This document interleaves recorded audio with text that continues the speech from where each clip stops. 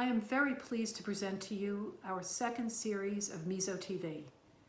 Miso TV is a program that was created by the Mesothelioma Applied Research Foundation in response to the need to cancel our International Symposium on Malignant Mesothelioma. We recognize that many were seeking information about treatment, the science behind malignant mesothelioma, news of the community, and information about the workings of the Mesothelioma Applied Research Foundation. This program has been made possible by our generous supporters and sponsors. Thank you so much.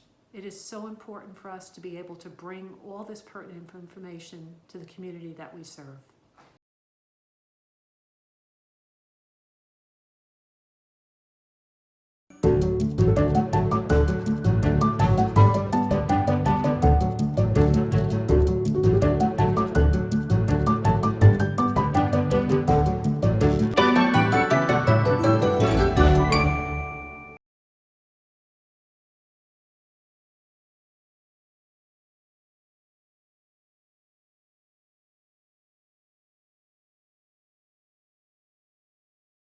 Great, thank you everyone and welcome.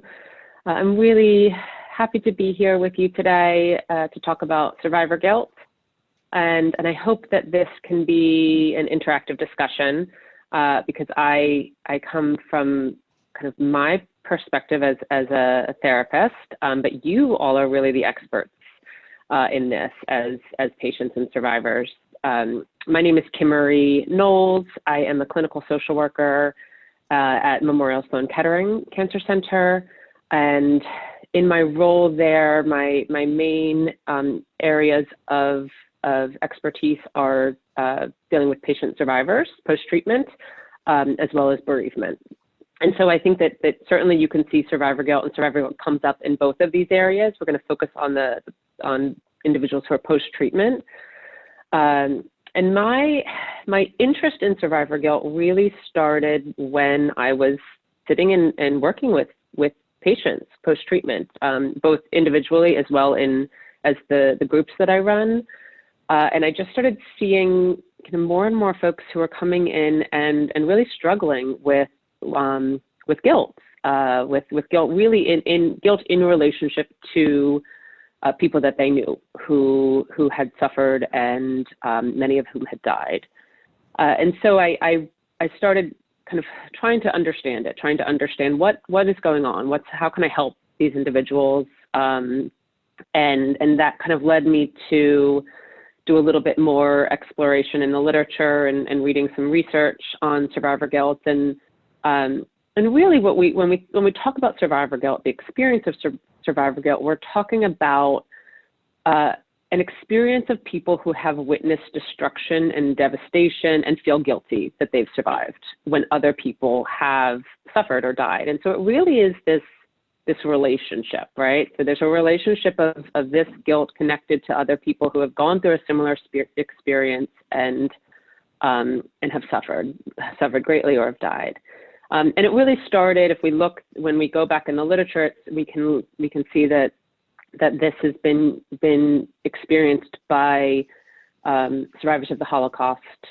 Is one where I think the terms were really created and explored and studied. But it's also been used and has been experienced by survivors of war, survivors of the AIDS epidemic, natural disasters, man-made disasters, as well as cancer and other illnesses. And so as I was listening to people who were dealing with survivor guilt and kind of holding it and figuring out how to take care of themselves when they were having these feelings, as well as the literature and what some of the studies have said, and I was really able to kind of look at these different domains of survivor guilt. So someone would come in to a group or to my office and talk about having survivor guilt, and the first thing I want to do is kind of dig down and see, okay, well, what does that mean, right? Like, what's underneath this feeling of guilt? And I think I look at it in three different areas. One is the cognitive area, kind of what are the thoughts going through our heads. One is the emotional area, and one is the existential kind of thoughts and beliefs and struggle. And we'll definitely go into all three of those and talk a little bit more about what that can look like. But I also want to just hear from you, right? Because ultimately this is an experience that patients are coming with. And so I'd like to take a moment and just hear a little bit about what your experience or what your relationship with survivor guilt has been, either now or in the past, and how that feels for you. Does anyone want to jump in? I'll jump in. Chris, my name is Chris DeSantis. How are you? Hi, Chris. Nice to meet you, Kimberly. Being a long-term survivor, I've seen many people suffer with different types of cancer and the cancer that I have. I'm a different person, whereas I don't have any children. I have a partner. Most people know that, everybody knows that. We were together 5 years. Worked for a big company here on Long Island and was head of facilities and offered to give his job up to take care of me. But I just continued to live. And that brought a lot of guilt, how it affected, his ability, now he's older, he's now started to work again after I started surviving.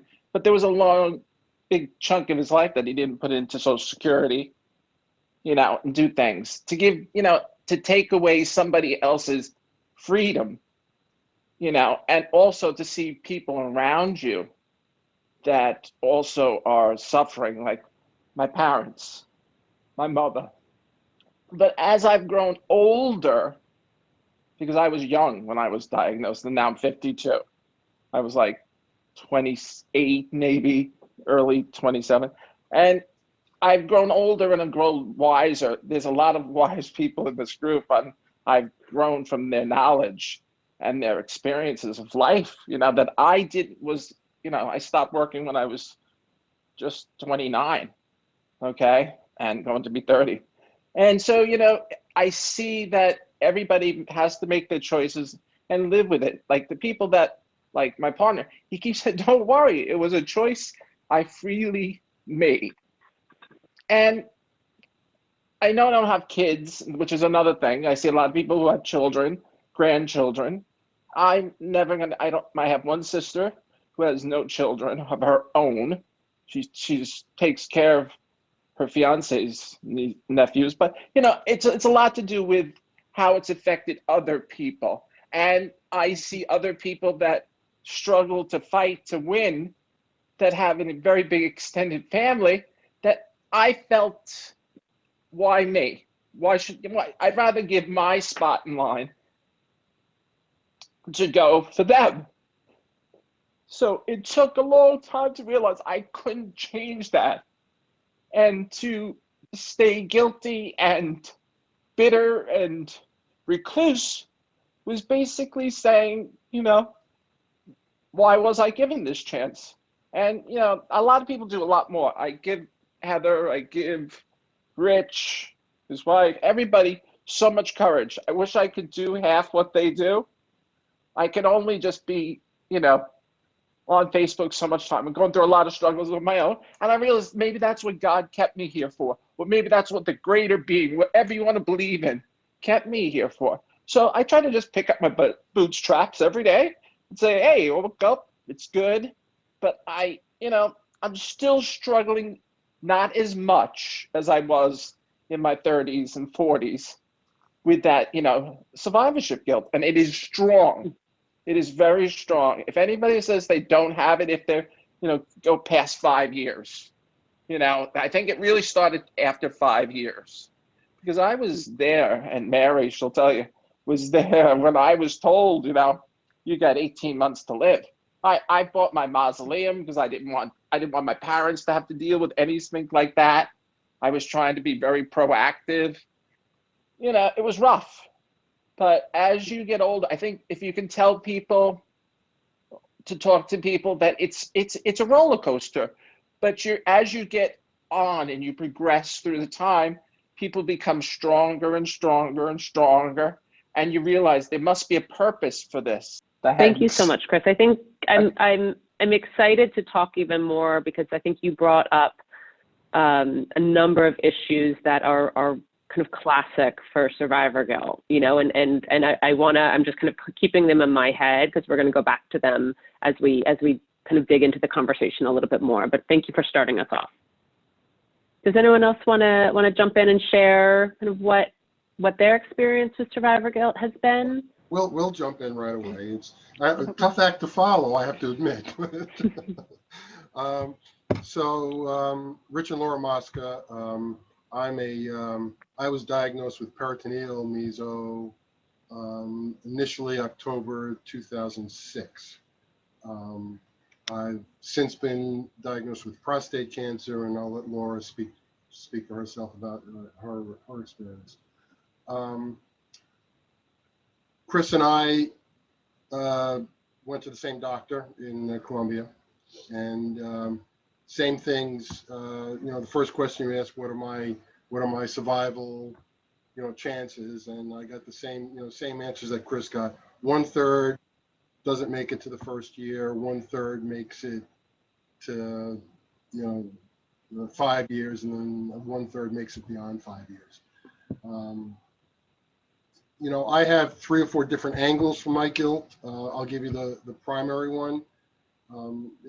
You know, many people don't know, but when I didn't suffer very much compared to anybody I've ever met. I was very, very lucky. My doctor, my GP picked up on my symptoms just by asking the question, is there anything else you want to talk about? I was just there for my annual physical. And I said, well, I complained about something and sent me for a CAT scan. It took them 3 months to finally diagnose me, but the only symptom I ever had was a little bit of tightness in my abdomen from fluid. Other than that, never had any pain. Went through 3 operations over 3.5 years. And my only pain was a couple of days after a surgery. From the first surgery, the second one was a lot easier. The third one was just as easy as the second one. Same exact operation, just, you know, my expectations were a lot better in the second and third ones. I knew what I was going to experience. But over the years now, in meeting, you know, this is a very tight community, very small community, so you meet a lot of people. And unfortunately, you lose a lot of people, and you make friends that you probably would have never made other than through this disease. And to see how they suffered from day one of their diagnosis through the final days just makes me sit back and go, feel how lucky I was from the beginning to be able to stumble onto my diagnosis and not experiencing anything that anybody, even between Heather and Chris and Sherry, I'm sure, have experienced. And I made a list initially, and there were about 18 or 20 people that I became very close friends with that I've lost over the last 14 years. And that just blows and those are the people that I can remember. Now, I've been to just about every symposium that's been around since I've been diagnosed. And I'm sure I've made 50 other friends that I just can't remember anymore that have either lost contact or passed away. And I just sit back and I go, oh my God, why me, why me? And it just, you know, it's been very easy for me to put this disease on the back shelf, and I always have to bring it forward because of my lack of symptoms from the beginning until to this day. And I don't know what to say when it comes to when you know, I always see we lost somebody recently, Marion Pistoia, where we became very, very close with. She lived in Atlantic City, and we would go down and visit her. And then we didn't lose contact, but she was doing so well. And then I saw the email that said she had passed away, and I was just floored. I was just floored. I just don't know. I don't know how. My biggest problem is how to deal with that guilt. I just don't know how to do it. And it's it's just, it weighs on me. I've been, over the 14 years, I've been able to kind of put it behind me, but it's always there sitting on my shoulder, whispering in my ear. So I have other things to talk about, but I can talk about that later. So And I'll let the patients go, and then I'll talk from the caregiver point of view, what that kind of survivor guilt is about. Okay. Thank you, Rich, and thank you, Chris. Those are touching and a little bit of what I think everybody feels. And like Chris said, it's like, I don't think there's a possibility to go through this and not have it. I have both what Chris and Rich said, but mine goes a little deeper. Because 4.5 years ago, I lost my son. So I'd lost my mother, I'd lost friends, and that was hard, but I did very well through it. When my son passed, I go day by day, and most days I rarely can make it. And it's hard to explain all the feelings. There's just so many different feelings. The feelings of, number one, anger, because I get really mad. It's like, why did God leave me here for 12 years now when I was given 4 to 6 months to live from advanced stages? Mine was inoperable. I am one of the miracles for sure, because I had 15 tumors on my right lung alone, in the lining of my left lung and my paratrach and the lymph nodes around my heart. So they have no idea really why I did survive. So to survive and then to lose your child was almost more than I could handle. And some days it really does seem like more than I can handle. And then the same as what Chris was talking about, I've been married for 45 years, and my husband, and he doesn't mean it to be mean. He's very caring, but he says things like, I've got to work, I got to keep you in health insurance, I've got to take care of you. And it, as Chris said, it just kind of, takes away their life too.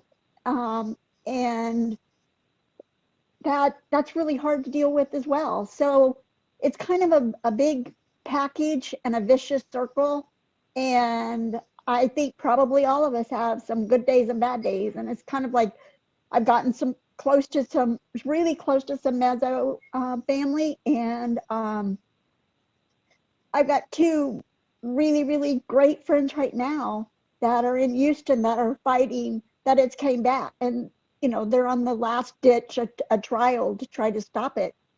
They've had surgeries, they've done everything, and the chemo is not working. So, now they're going to go to a trial. And just with each time I hear, it's, I just keep praying, why did it come back for these? And one of them is a young girl. She's not young, she's in her 40s, but to me, because my oldest are in their 40s, to me, it's like, she's kind of like my daughter. And it's kind of like, I connect with her mother on how her mother feels on watching her child suffer, and you feel helpless. So it's kind of, I've had both sides of it, the major fighting side, and I do fight. And I try to give others hope, because I am that miracle. So I want to give others hope to never give up, to keep fighting. But when the survivor guilt comes in, it kind of takes away a bit of that will to fight.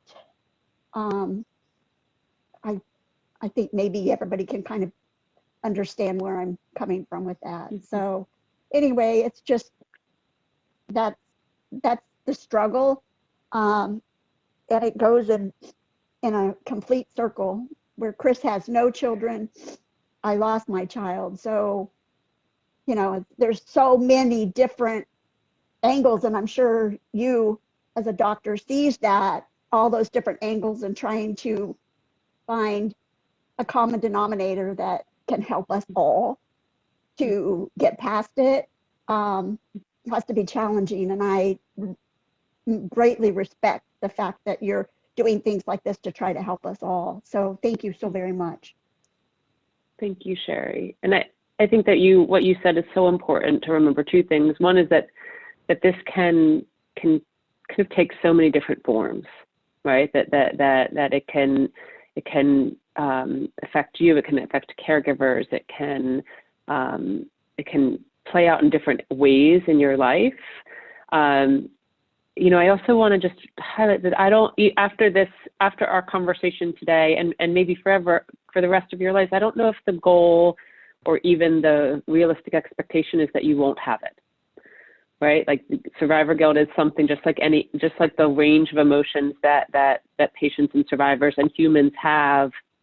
A lot of times it is about holding it and carrying it, how to do that. And so a lot of times when I work with individuals, it's not about getting rid of these feelings. It's about having a feeling like you might have a little bit more control to turn them down when they're too loud.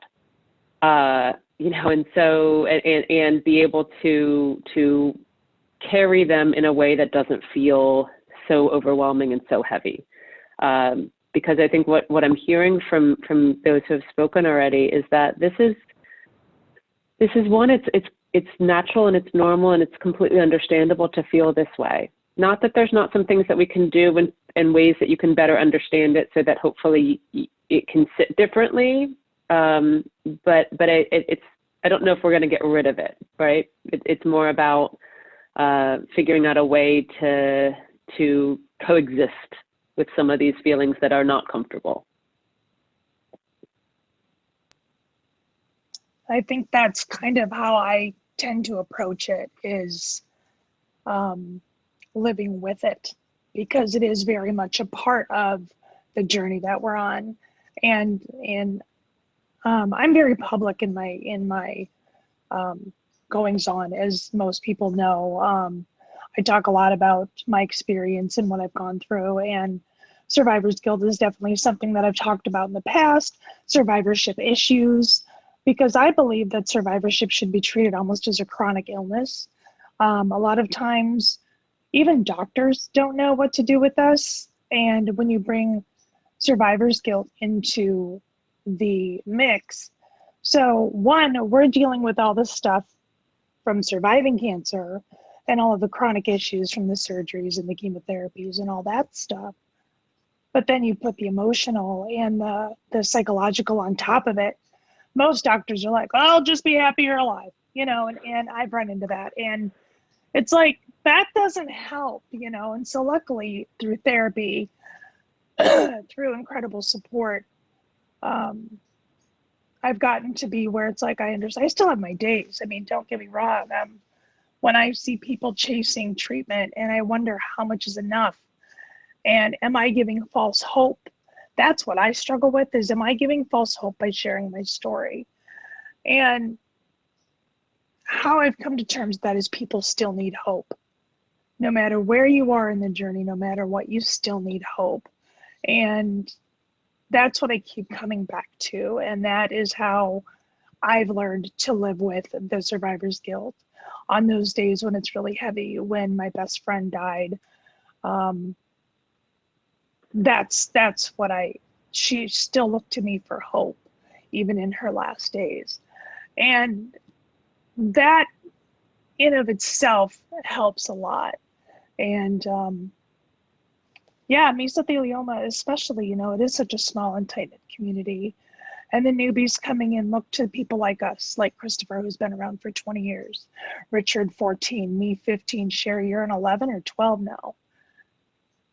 12. So, you know, it's like people look to us as pillars of the community. And with that, we're human, you know, and so it's okay to feel the guilt is what I think. And it's okay to let these people know that we're real and you know, it's okay to feel that way. So that's how I've dealt with it. Is it perfect? No, but it works for me. And I just try to be there and try to be support for anybody who's gone through it. And it's my way of giving back, that I didn't have the hard, like Rich said, I didn't go through treatment after treatment. I had my surgery, my chemo, my radiation, and I've been fine for the last 14 years. And that's unheard of. So I use that as a platform to show people that you still can live a life even with a chronic condition, such, you know, as what happens with surgeries, radiation, chemotherapies, and all that. You can still have quality of life. And I try not to let the guilt weigh me down, but I think you said living along with it and having those days and not ignoring it. It's grief. It's part of the grief process, in my opinion. So that's how I attack it. Thanks, Heather. So I just want to echo something that Heather just said. You know, through the foundation, we long-term survivors will be asked to speak to other patients that are just newly diagnosed. And my daughter actually connected me with somebody that lives close by, or used to live close by to us. And Laura and I would go visit. It was Neil,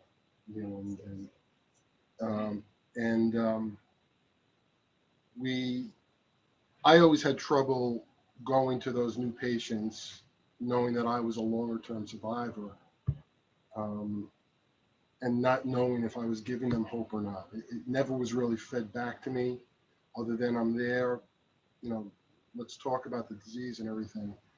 And Neil passed away, and we went to visit his wife.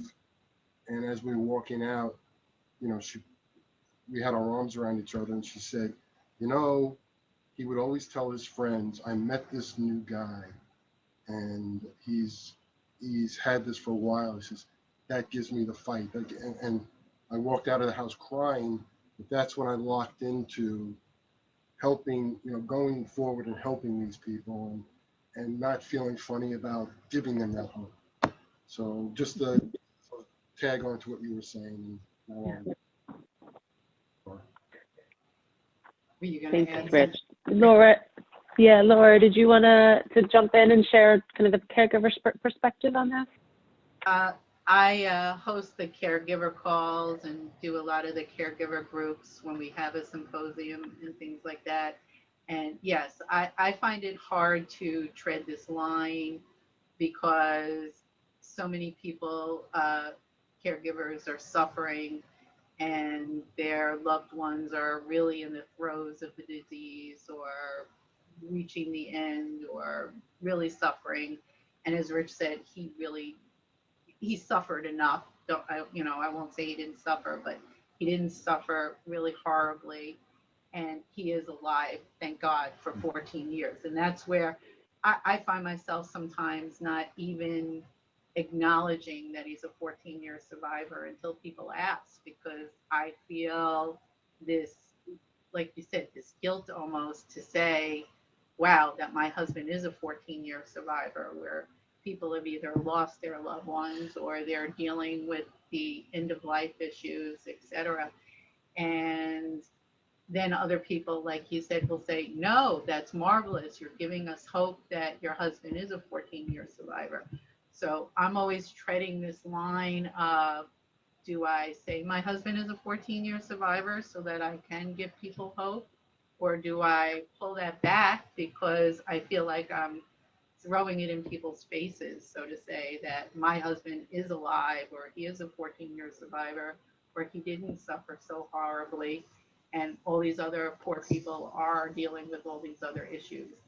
And as Rich said, we've met so many people, wonderful people that we never would have met otherwise through the foundation and through this horrible disease that we've lost along the way. And when we meet, again, people who have lost loved ones, and then, what do you say? I'm happy my loved one is still alive, and I'm sorry yours has passed. So sometimes I also feel guilty saying to other caregivers, when they're talking about treatments and should I be continuing this? And, when they hear that Rich is a 14-year survivor, it's, should I even be giving them this hope? Because sometimes, it's, should there be this line of dealing with, as Heather was saying, I'm trying to think of the exact words, but am I giving them false hope? False hope. Right. And should there be more of a reality here, or, because your husband lived for 14 years, so maybe I can too, and that may not be the reality that's going on. And I feel almost that guilt of, did I just give them false hope that this isn't really going to happen, and should I not be saying Yeah, that's a good point, because And- sometimes I find myself not arguing, but pushing back a little bit, and sometimes I may push back a little bit too much with that what we'll call false And I hope. think that's what you just brought up, I think, is such an important place. We're going to jump into this idea of like the cognitive aspect of survivor guilt, because Laura, what I heard you say at least 5 times was should. Should I be, shouldn't I be, should. And in kind of therapist talk, we call that the tyranny of the shoulds. Because anytime there is a should, there's usually a judgment attached, right? That in your head, anytime you're telling yourself or questioning yourself whether you should or shouldn't do something, there's some sort of judgment, which will lead to guilt, right? And so often in survivor guilt, what we see with this cognitive aspect is that many people who struggle with survivor guilt have a very strong sense of fairness and equity, and that kind of this belief that yes, life should be fair, that people should be treated equally, that you should get what you deserve, right? That if you work hard, you get rewarded. That often that there is this idea that things should be fair. And that with cancer treatment, it's often not fair, right? It does not make sense why one person has a harder time at treatment. It does not necessarily, you can have 2 people who have the exact same diagnosis, who get the exact same treatment, and one person doesn't suffer as much, doesn't have side effects that are debilitating, doesn't have long-term limitations, doesn't die, and another person does. And that kind of in our minds, that doesn't make sense, right? That is not fair. And so often what can happen is that we start to create these shoulds, right? Maybe it should have been me. Maybe I should have been the one who died, or maybe I should have been the one that suffered, or or it's not fair that they experienced this when I didn't. And within those shoulds, within this kind of this trying to understand the unfairness of it all, sometimes there can be this connection that your experience is connected to that other person, right? That your experience, what you have gone through, is directly, almost like if I didn't suffer as much, that means someone else had more suffering, right? So that's one aspect that some people can have. Or, what I think I heard some of you bring up was that my experience just impacts other people. It impacts my loved one. It impacts my family. It impacts people that care about me, and that is unfair, right? It is unfair that my experience has changed the course of the people that I love in their life. And I think that then, but that can be unfair, right? We can have that feeling of it being unfair. We can have that feeling of it being unjust. And I think where the guilt comes in is when we put on the shoulds, right? So when we say, well, they shouldn't have to have dealt with that. They shouldn't have had to give up their career. They shouldn't have to take out the trash, right? They shouldn't have to take care of me. They shouldn't have to worry about health insurance. This person shouldn't have suffered. As soon as we put all of the shoulds and the shouldn'ts on there, then somehow in our minds, it can get twisted up into being our fault, right? Into being our responsibility, into being something that we can feel guilty about, something that we are responsible for. When if we take a step back, the reality is that no one chose this, right? No one signed up for, like, no one signed up to go through this. It is something that was unfair, and it happened unfairly to all of you. And it sounds like you and your family and your loved one and your community, both your community, your social community and your family and friends, but also the Meso community is figuring out how to kind of play that hand, right? This hand that you've been dealt.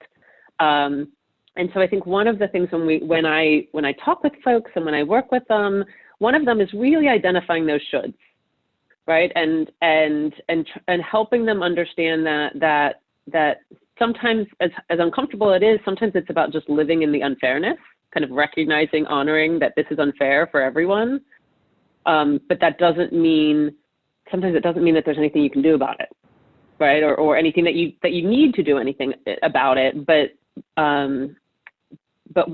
the way, sometimes guilt helps us feel more in control, right? And so by punishing ourselves, by like self-atoning, right? So by punishing ourselves with guilt, with survivor guilt, in some ways it kind of feels like, well, I'm doing something. Yes, I've impacted this person's life, and I feel like that's unfair, or I didn't suffer as much as this other patient, and that is unfair.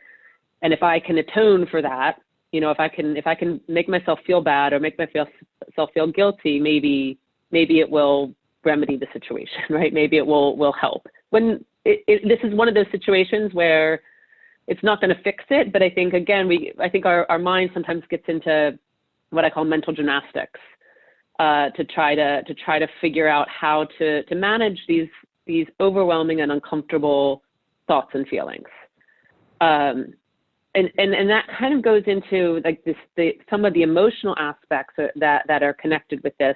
So whenever we talk a lot about shoulds and what we should be doing or what we shouldn't be doing, that creates a sense of guilt often.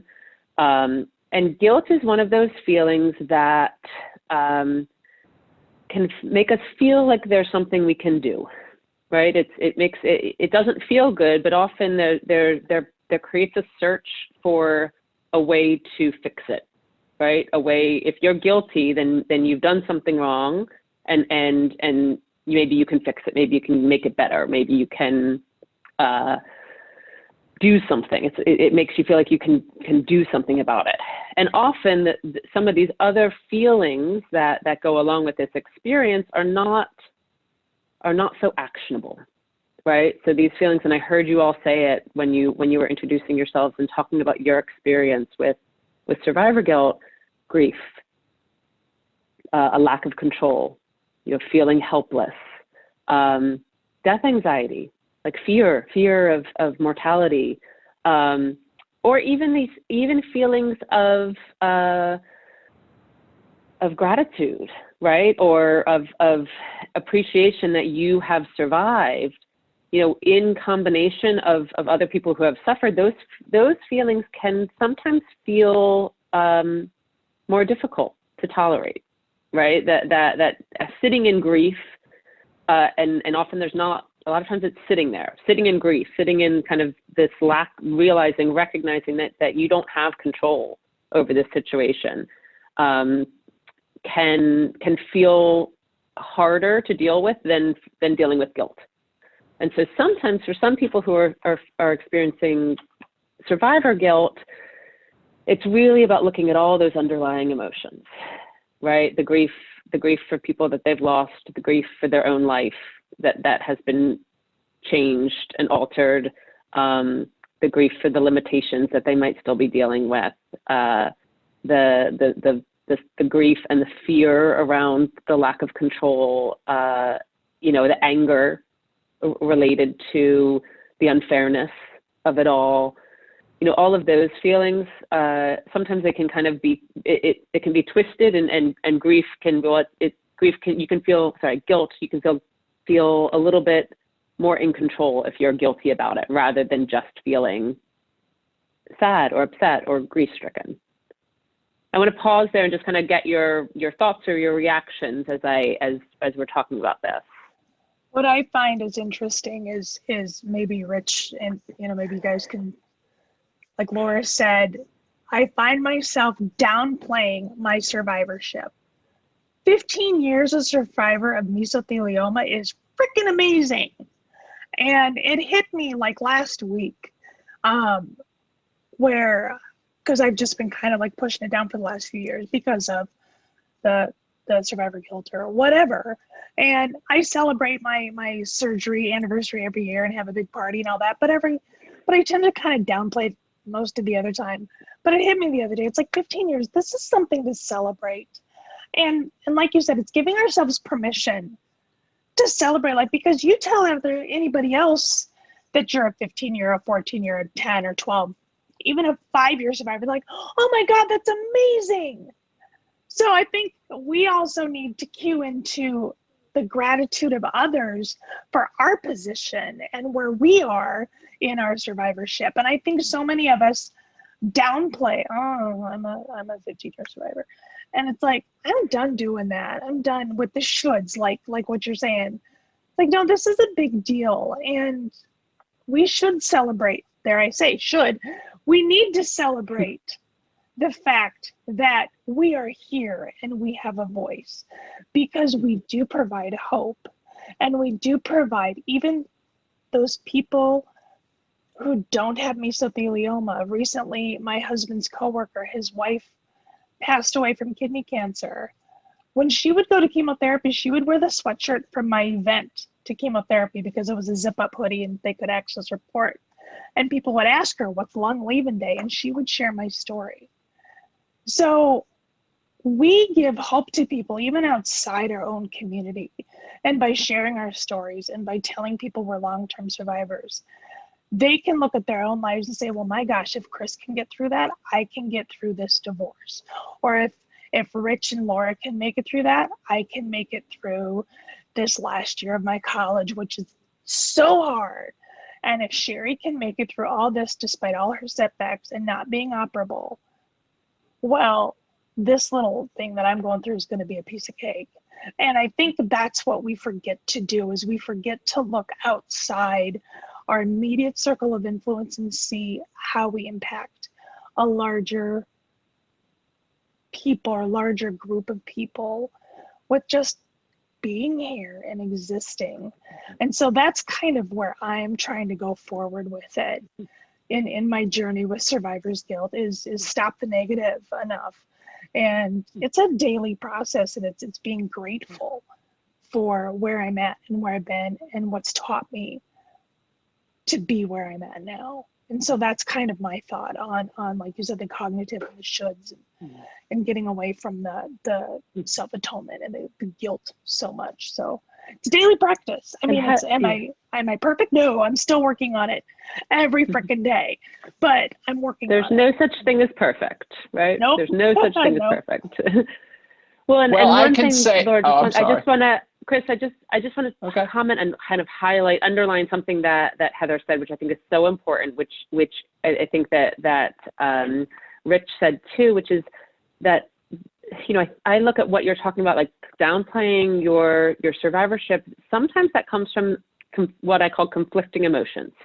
So it can feel uncomfortable to have gratitude and joy and, you know, relief and, you know, those happy feelings for your own survivorship at the same time as witnessing and honoring other people's suffering. And feeling the grief and the sadness and the injustice and the unfairness and the pain of other people. Have it kind of holding those within your own body at the same time. It can sometimes it feels like, oh, I can only have one, right? I can only feel sad. I can only empathize with this individual and feel what they're feeling. So I have to push all of my gratitude and my other feelings about my own survival out. So I think one of the things that I try to do when I'm working with people is really working to hold both of those, that those feelings can exist within you at the same time. And your own relief and your own gratitude and appreciation for your survival does not take away from your empathy and your pain and your sorrow for the suffering of others. But that and there can become hope and inspiration from your story, but that it's not or, right? It's not you can have these feelings or these feelings, you have and somehow, and although it can be uncomfortable sometimes to have all of those different feelings, and sometimes you can think, oh, am I feeling relief because they're not doing well? It can feel like, oh, why am I feeling happy? But and so sometimes I think they can get confused within your own soul. But I think it can be a practice to hold these two but conflicting emotions at the same time and be able to kind of swim amongst them. Sorry, Chris. So I know you were going to jump in. No, Please go ahead. Yeah, like when I first went to my first symposium, my father was very against me going to any types of symposiums talking about my asbestos case, anything. So I finally eventually went to one, and I gravitated towards Heather because her bubbly, well, positive. And we sat around the table, they divided us, and I was at the end. And I leaned over to Heather at the time and I said, well, I'm nervous to tell these people how long I've been surviving. And she goes, and I told her, she goes, do you want me to talk? I was like, nah, let me just get it out. So I did. And when I told them the years, they all just looked around, and I thought somebody walked in the room. So I looked around, and they were so shocked at the years, right? And then Heather, then Heather was not, I will admit, I don't think she had much of a survivorship guilt. And then she was like, why, you should be so happy, keep fighting, good. And I guess then eventually she, as you get on, like I said, you get on in time, you forgive me. But also I want to say with the survivorship guilt, and I try to compartmentalize things, and there's a bigger meaning. I mean, most people probably know I live in Arizona, but I'm in New York.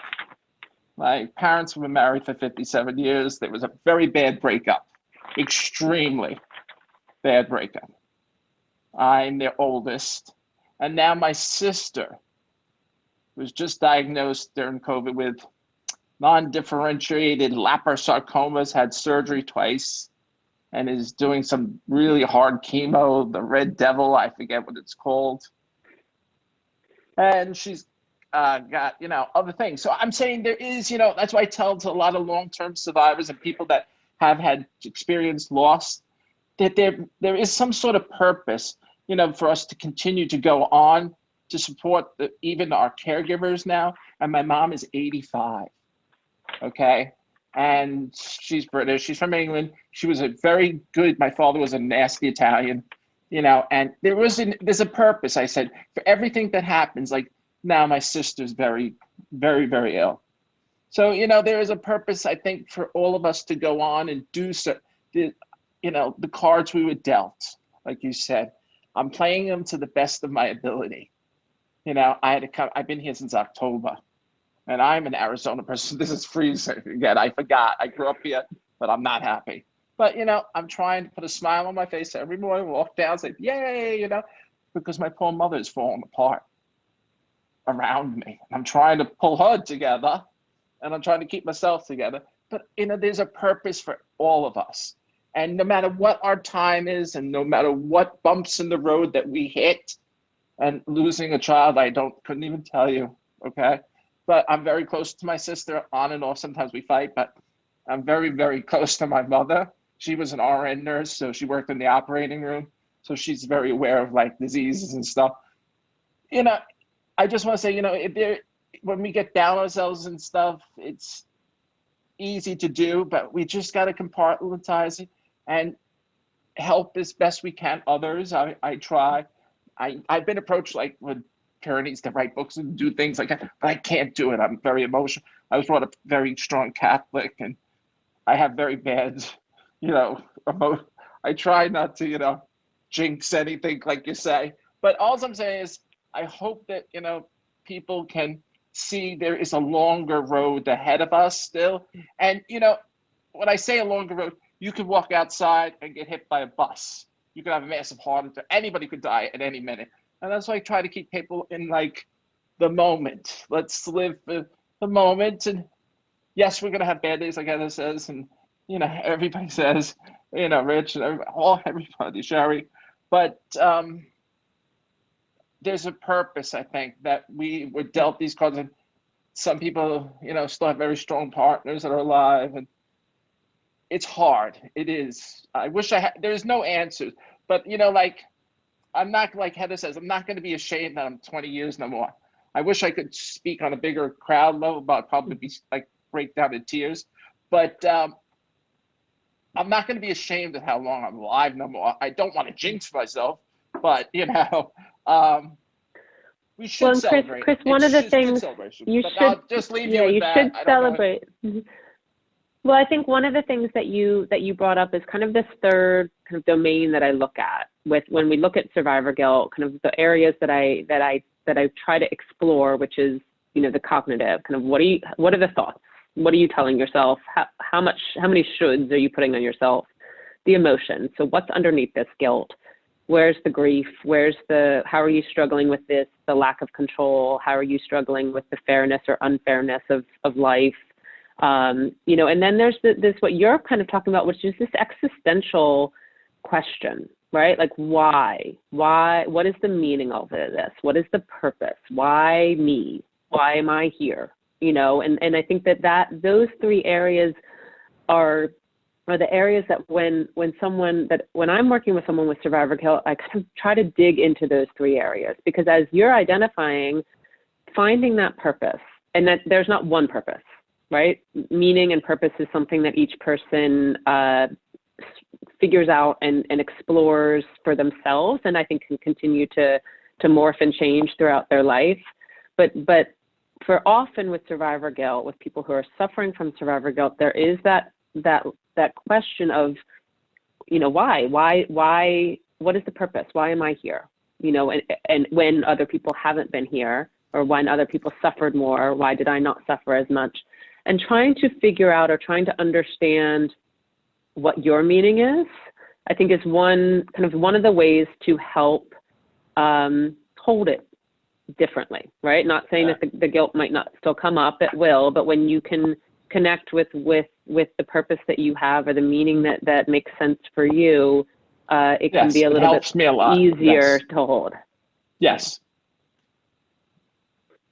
So then I want to just give some time. I know we are close to the hour. I'm happy to spend a little bit more time, because I know the conversation is still going, but also want to recognize that your time is valuable as well. But want to see if we have other kind of comments or questions or you know, thoughts about survivor guilt and how it's coming up for you.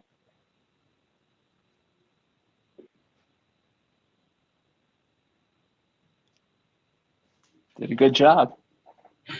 Well, one of the ways, I guess, that I'm dealing with it, and I think Rich is too, is giving back through the foundation. And that's, you know, how we are, you know, helping others and continuing to support and be connected through the community and the foundation. I think since we have done so well, we want to continue to help people and get that message out, as Heather was saying, continuing to give the hope, and whatever info or support we can give other people is our way of continuing to deal with it and hopefully give back to the community in that way. Mm-hmm. And again, I think that's another our way of dealing with it. Sorry, Rich.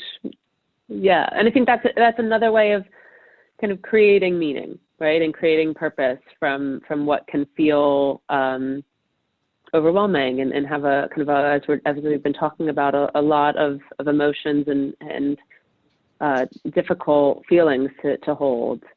You know, and I think kind of when we talk about the ways that people, again, turn the volume down or hold this, you know, I think that you all have mentioned it already, but I think there's a real value of having a support system of people who understand, of finding some non-judgmental listeners, to hear your story and to hear your continued struggle, right? As survivor guilt comes up, to be able to have a listener who can to listen to your experience, right? Because it's valid, and both the feelings of survivor guilt as well as the celebration of your survivorship.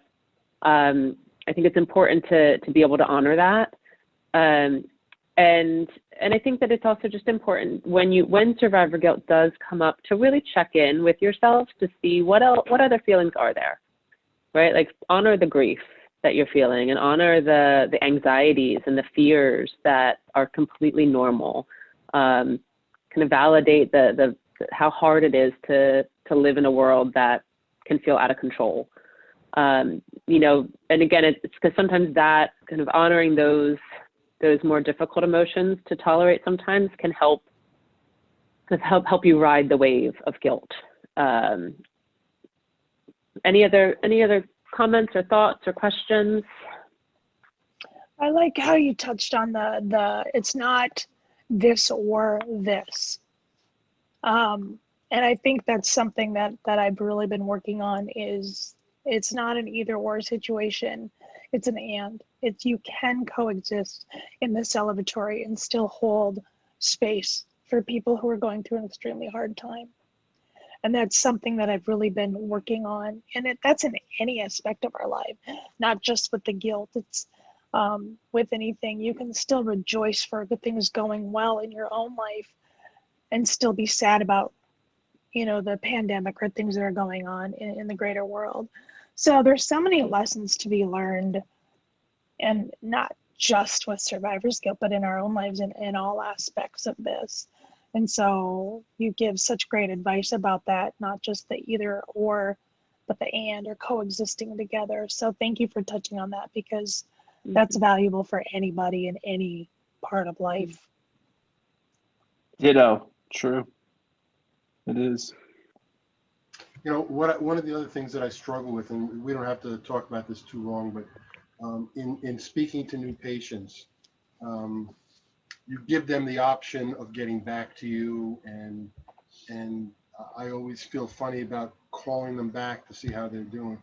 But what I finally realized is they're making their own decisions, you know, and I can give them my experiences. I'll never recommend anything to anybody. I'll say, this is what worked for me. This is how I will never do that. But I kind of feel I feel funny when they don't call me back and say, you know, it's like, okay, I need to talk to you. I need to talk to you. I talk to them, and then I'm kind of left out on a limb, and I feel funny about calling them back because I don't know if what I told them affected them in a positive way. So it's just one of those things, just how I deal with some of these things. You know, what goes on with me. I know Chris will call me back and Heather will call me back, but, you know, new patients or Sherry, you know, but new patients sometimes, and then I sit back and say, oh, gee, I wonder what happened to this person. I wonder if anything that I said to them maybe turned them down a path that they shouldn't have gone down. You know, so I deal with that type of, you know, Guilt also. Guilt also. So that's Yes, kind of it's the double-edged sword that we deal with. It's like I want to help people, but did I really help them? You know, so it's a tough it's that fine line that Laura was talking about.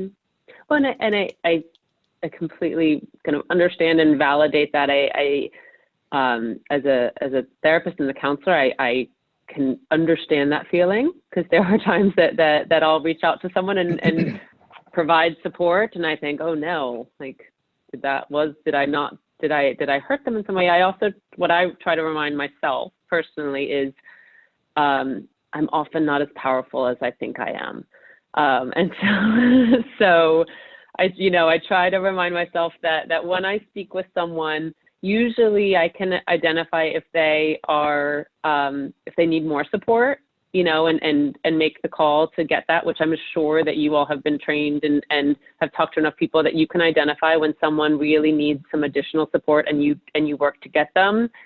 And then I try to trust that other people, for a variety of reasons, might not need me, right? Might not need my support, whether that is because it's something personal or it's because they're getting it elsewhere, right? That they have a best friend or a partner or another support group, and I try to honor that, right? Honor that choice.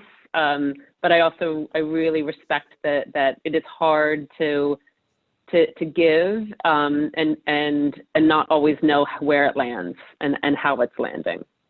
For people that are not part of the foundation, that are scanning through, and you know, I know when I was first diagnosed, Laura said, don't go near the internet. And then when I finally did, and we argue how we actually found the foundation, but for people that are looking at this that are not part of this foundation and they're just scanning through the internet, by far this is the place to get your help and advice and support. And just by looking at this video, you'll know what I'm talking about. But this is the perfect place to go to. And it's not a money-hungry organization. We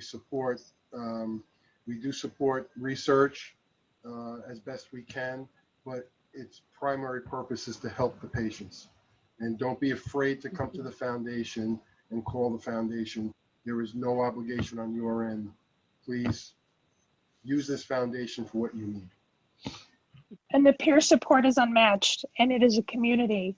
And I think that's the one thing that really sets our Miso community apart, is we are very close-knit, and we know intimately what a person has to go through. So the foundation really is such an incredible find for people who are finding themselves with mesothelioma or a loved one with mesothelioma, because it does have something for caregivers, for bereaved, for kids, you know, young, old, doesn't matter. We have something for everybody, and it's so vital.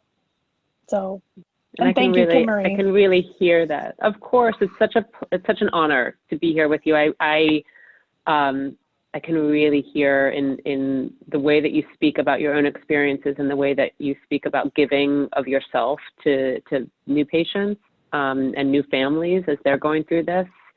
I hope that you can hold both your appreciation and like value of your own survivorship, but also that this ability that you all are taking to give back and to provide hope and to provide support. I mean, obviously I'm going to say this because this is what I do, but I really believe that support is so valuable, is so unmatched, and it's not just from you know, oncology clinicians, but